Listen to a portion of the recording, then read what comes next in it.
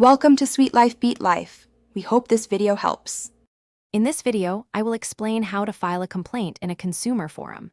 If you have experienced issues with goods or services, understanding your rights and avenues for redressal is crucial.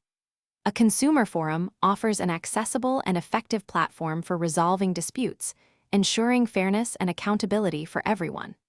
This process empowers you to seek justice when companies fail to meet their obligations, providing a structured way to address your concerns. Before filing, thorough preparation is key to a successful complaint. You must gather all relevant documents, including your original purchase proof, like a dated receipt or a valid invoice. Additionally, compile any correspondence with the company, whether emails, written letters, or even chat logs. Clearly state the exact problem you faced and when it happened, providing specific figures for any financial loss incurred. This comprehensive evidence strengthens your case significantly. Filing your complaint involves a few straightforward steps. First, draft a clear and detailed complaint letter, explaining the situation, attaching all your evidence, and stating exactly what resolution you seek.